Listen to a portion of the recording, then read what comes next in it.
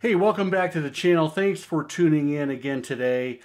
I've got something about, was it about 2 weeks ago? I was on Steve Westman's The Audiophiles Roundtable Chat. He has these on Thursdays or Fridays every week, and I've been lucky enough to join a few times. I was talking about direct metal mastering records. Direct metal mastering is a plating and mastering technique that was started in the early 1980s out of Germany. Teldec and Neumann developed the technology, and it was very, very, very popular in the mid to late 80s, even into the early 1990s. The interesting thing about direct metal mastering is a lot of people bought these records at the time, put them on their turntables, and were kind of blown away with the sound quality. It was kind of a sleeper audiophile pressing. And if you dig further into the technology, it's really interesting, and it really rivals, I'm going to put this out there, these records that you can find for anywhere between $15 and $25, depending on the particular title, the particular artist, the condition of the record. A lot of these records rival the top of the mountain one steps, the UHQRs, the craft one steps that they've started putting out over the last couple of years. The interesting thing about this is the direct metal mastering approach. It's a particularly novel approach to mastering and plating records because it omits several steps in a traditional process. You know, what I'm going to do is I'm going to show, and I've got Mobile Fidelity to thank for this, but if you look at this diagram, we have the entire traditional process, all the way from your source material, whether that's an analog tape or a digital file of some sort, all the way through this mastering chain to the final product, the vinyl record that's available for sale. The one-step process, of course, eliminates almost all of those steps. Similarly, the direct metal mastering process eliminates several steps as well. With direct metal mastering, we start with the source file, the source material, whether that's digital or analog tape.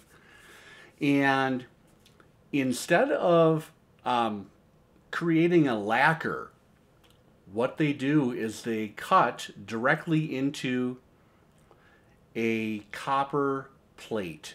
The process for direct metal mastering is really ingenious.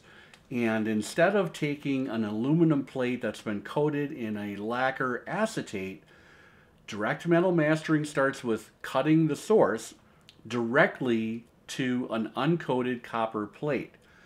By cutting directly to the copper, the father plate process can be bypassed. So in essence, what they're doing is they're making the copper master plate the mother plate. So direct metal mastering thereby makes a three-step process a one-step process by creating the mother plate as the initial step and then making stampers from the copper plate. Once you have the stampers, you know, back in the 80s and 90s, it's hard to say how many records were used from an individual stamper before they switched out the stamper and started fresh. But the inherent thing with these copper plates that were used, because we are losing generations of and reproduction steps in that mastering chain, the sound quality improves. A few things definitely come to mind, especially after I have listened to these records over the last couple of weeks. There is zero noise floor. You talk about super vinyl or clarity vinyl, very, very similar. And some of these records have also been coupled with, they've been pressed into Qui-X2 vinyl, which is a very similar compound to the super compounds that we know of today. In addition to a silent noise floor, we have a very, very dynamic recording. We have something that will jump out of your speakers. These are cut hot, and I mean hot with a capital H. They sound amazing. There is super definition and clarity in these mixes and cuts. Put on some of these records and listen to, especially if you know the record, it's really easy to pick up. Just listen to the clarity and the separation between instruments, between vocals, between backing vocals. One thing comes to mind, I'm going to talk about Automatic for the People. I recently came across an original OG 1991 pressing, direct metal mastered. There's DMM in the dead wax. When John Paul Jones, who arranged the strings on that famous album, Everybody Hurts, when those strings come up and swell up, it is simply breathtaking. It's simply amazing. I'm getting ahead of myself, but that is an overview of direct metal mastering. How do you know if you have one? In the old days, there would be hype stickers with DMM. I don't, let me see if I have one. Out of all the records I'm going to show today, I only have one remaining hype sticker that has the DMM on it. But there is an example. You see that kind of I think that was a trademarked mark, the DMM for direct metal mastering. You knew from the get-go when you were thumbing through the bins and you know, considering whether or not to purchase that record. Oh, direct metal mastering, DMM cut. I've had a few of those. Those sound to me, I'm buying it. Today, in this day and age, when a lot of the shrink wrap is missing, hype stickers are gone, unfortunately, in a lot of cases. Thankfully, in the dead wax, all you have to do is look for DMM. It can be stamped, it can be etched, and a lot of the mastering houses of the day were using DMM as a newer, better technology, and Masterdisc was using those DMM. They had a DMM lathe, Precision Lacquer out of Los Angeles, fronted by Stephen Marcussen. He was an early kind of pioneer or proponent of DMM on the West Coast. He actually worked with Robert Ludwig at Masterdisc to get a lathe installed with that house. Another one of note is the Townhouse Mastering Studio, dearly departed, in London, famous for all of those, many of those incredible sounding records by the likes of XTC and others. So it's really simple. When you are perusing the bins and maybe you're on Discogs, just go do a search for DMM. You will find plenty of titles. And you are going to be rewarded. Trust me, you're going to be rewarded when you put these on your system. Now, importantly, they need to be clean, okay? It's the everyday quandary that record collectors are fronted with or confronted with. You want to find clean records. If you don't have a clean record, put it through a Hummin Guru, which I happen to have. Talk to your local shop. Maybe they have an ultrasonic cleaner that they could do that for you. Beg, rob, or steal. You want clean records. I'm going to run through several titles that I've either newly discovered, I had them in my collection, and I just kind of ignored the fact that they were direct metal mastered.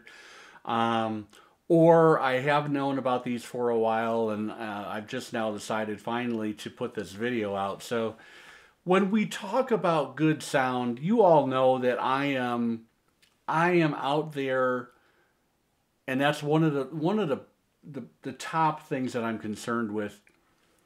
First of all, number one would be the music, but number two, I want to hear that music in the best possible format that I can.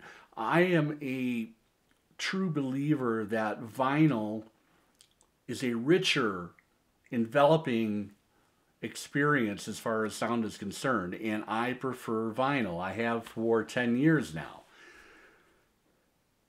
The other thing that I look for and I draw conclusions from are common denominators.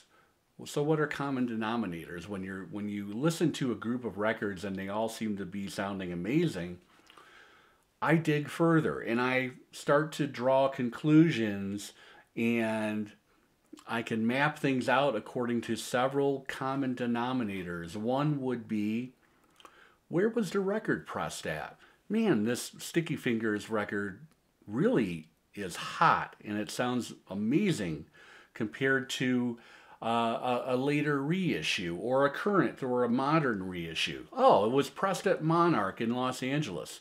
Huh, I've got other records that were pressed at Monarch. So you start to draw conclusions. Monarch is a very, very good pressing plant. It was a good pressing plant. Similarly, Special Records Corporation, SRC. It's got the very distinctive S with the R and the C, you know, in the portions of the capital S. Look for those pressings. Another common denominator, mastering engineers. There have been some great mastering engineers. Kevin Gray, Robert Ludwig, Greg Kelby at Sterling Sound, Ted Lindsay at Sterling Sound. That is another thing. When I look at great sounding records, I start to make comparisons and I start to draw conclusions and inferences by seeing, oh, this was mastered by Bob Ludwig. That was mastered by Bob Ludwig. They all sound amazing. Imagine that. And then so finally today, I'm making another kind of conclusion. I'm looking at a plating process called direct metal mastering, and I have made a conclusion that all of the DMM titles that I have in my possession sound fucking amazing. I didn't make a ton of notes today, so that previous 10 minutes, I may have, there might be some repetitive ideas and thoughts there, but I am just very excited about this video, about the sound quality of these records. I'm happy to share this with you. And I want to get started and show you some great titles that you should look for. You ever watch that great Beatles channel, Parlogram Auctions? I'm drawing a blank on the gentleman's name who is the front of that channel. One of the best Beatle channels out there. He recently had a video talking about the best pressings that you can find for the Beatles' White Album, the incredible double album from 1968. And I believe that the German 1985 Teldec DMM cut on white vinyl placed in the top 4, if I'm remembering correctly. This is an amazing pressing. It is the most expensive Beatles title that I owned as far as kind of net worth at the moment. It's not something that I look at on a daily or weekly basis, but I was lucky enough to pick this up several years ago for about $90. I think it's trending around $150 right now. It was a direct metal mastered tape, and they use the analog tapes at that point in time. The UK did a whole run of these white vinyl pressings as well, and then Germany had a run as well. So anyway, this is an outstanding, this is the first DMM cut that I have in my collection as far as chronological years go, 1985. A great sounding white album. This is the original Kiss Me, Kiss Me, Kiss Me, The Cure. This is the album that came out directly after the Head on the Door and directly preceding Disintegration. It's a transitional album. It has, of course, very, very high gloss, high sheen pop tunes on it. But there are also some psychedelic elements that would definitely kind of point the way towards Disintegration. This is just an incredible album. So many great songs. Why Can't I Be You? Just Like Heaven. Hot, hot, hot. There is the back of that LP. This is a U.S. original pressing one more time. Look for DMM into Dead Wax. Of course, this was on the Sire label. And love that artwork. This is the record that kind of brought me here to today. It kind of opened my eyes again to DMM cuts. And I told this story on a live stream. I walked into a used shop and I found this record for $33. I knew kind of from the get-go that it was an original pressing. I looked at the Dead Wax briefly. I did see DMM in there. I knew that this dated this record back to when it came out in 1991. And I quietly paid for the record and walked out. Little did I know, I'm joking, but I did not know at the time. I put this into Discogs, and the median right now is about $170. I don't think there is a copy on Discogs last time I looked for under $200. So you win some, you lose some. I won this time as far as this pickup, but I also won just listening to the breathtaking sound on this record. Now, I have the 25th anniversary reissue. I believe it was cut by Chris Bellman. I'm thinking right now I might be a little bit biased just because I'm in that wavelength right now, talking and thinking about DMM. But in my mind, this beats out the modern reissue. If you can get your hands on one of these, by all means, jump. Probably the most underrated Cars album. It's their kind of swan song before they reformed back in 2011, 2012, without Ben Orr, who had passed away at that point. Had been gone several years at that point in time. But I'm talking about the 87 album Door to Door.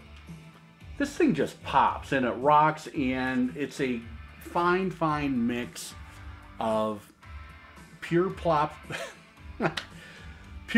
pleasure, and Elliot Easton has got some crunchy, economical guitar solos, as he always does. Elliot Easton, probably the most economical, non-flashy guitar soloist in rock history, but so talented, so adept. And you've got Greg Hawk, of course, with doing his magic on the mix and board of synthesizers that he used and keyboards, etc. Rick Ocasek and Ben Orr are in fine voice. Door to Door, check it out. This is a great album, and you can find it for $10. Now, there are some legendary titles that were originally mastered plated as DMM cuts. And one of the top ones, of course, is the Joshua Tree, 1987. Also, this is an amazing album. When you hear some of these songs, if you have a nice clean copy, an original with DMM and the Dead Wax, you're going to be brought right back to that time.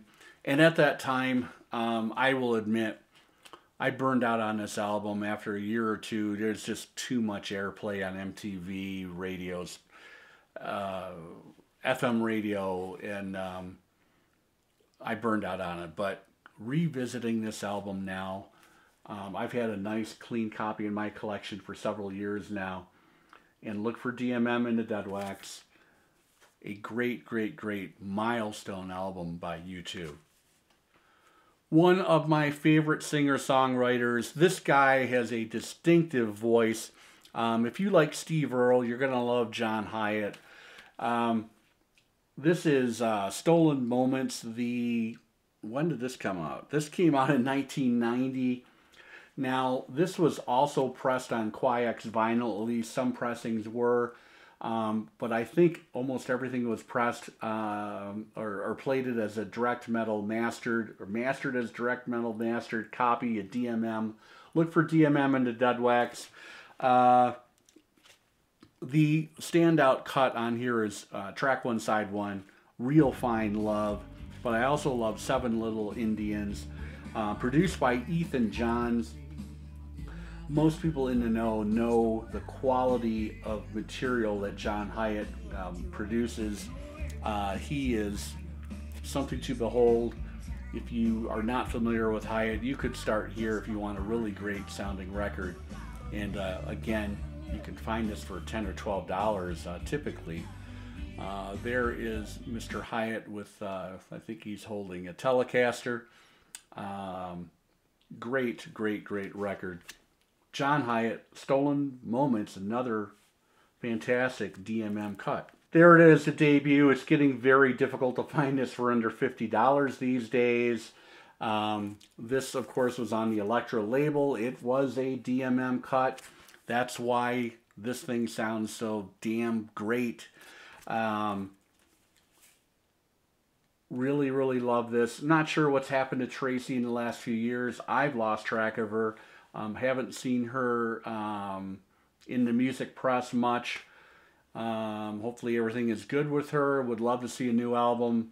She is a true, distinctive artist and an amazing artist that kind of came out of nowhere with this album. Sting's second solo album, Nothing Like the Sun, 1987. 1987 is a common theme here today. There is the really fantastic, great looking cover there. Love that photograph of Sting. Perfect graphic design if you ask me. Simplicity, just keep it simple, people. Black and white and super classy. As well are the songs on this album. It was a double LP spread across 2 33 1/3 records. I saw this tour. I think we had the live double album Bring On the Night was a product of that tour. But start here. This is a great sounding record. Look for DMM and Master Disc in the Dead Wax. I think everybody knows that I'm a Steely Dan fanatic. And if you're going to be complete on Steely Dan and Don Fagen, of course you've got to have the soundtrack to Bright Lights, Big City, the Bret Easton Ellis novel that turned into a somewhat decent movie. But the soundtrack, I might argue, is even better than the film. Now, the book is a classic, but the soundtrack is great too. Side 1, Good Love, performed by Prince. True Faith, New Order. And the reason I bought this or sought this out, side 2 is Century's End. That was purposely recorded for the soundtrack. I think he had some other instrumental tunes on that record or on that soundtrack in the film soundtrack as well. But on the OST, we just get one Fagen tune. But it's a killer track, Century's End, and this sounds amazing. Another DMM cut. Last but not least, 1989 saw the first solo album from Husker Du's Bob Mould. It was called Workbook. If you don't know about this album, you need to run out and at least get the reissue. Those are easy to find. This is the original pressing. Really cool cover there, cover art. And if you don't know the story, Bob Mould broke, after the breakup, he moved to northern Minnesota, rented a farmhouse or bought a farmhouse. I think that is him in that house, and basically workshopped these songs for months. And it is a clear departure from Husker Du's kind of trademark wall of whirling guitar and frenetic drumming and incredible bass lines. This is a quieter record. Think Richard Thompson, more of acoustic based. But there are also some incredible electric songs on here. Wishing Well. The very, very Sunshine Pop, See a Little Light is on here as well. This is a masterpiece. I'm going to call it a masterpiece. I think many people will agree with me. Many people think it's Bob Mould's best solo LP, and he has put out a lot of solo records over the last 30 years. Try and find an original pressing. Look for DMM in the Dead Wax, and you will be rewarded. That's today's roundup. I wanted to take a deeper dive and look at direct metal mastering.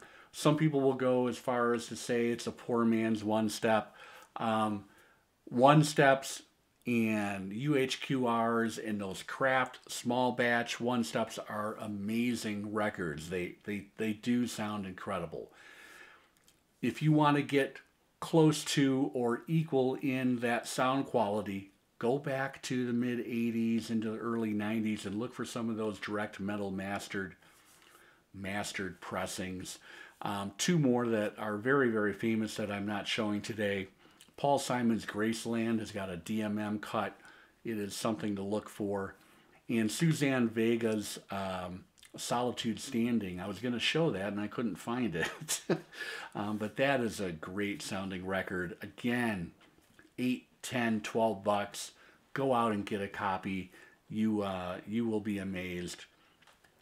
Trivia, how many times have I said amazed in this video? Comments below, please. Thanks for watching, everybody. I will be back later this week. I'm tackling a big project, and I'm hoping that I will be caught up enough as far as the listening involved in that project to share some coherent thoughts about it. See you soon. Take care.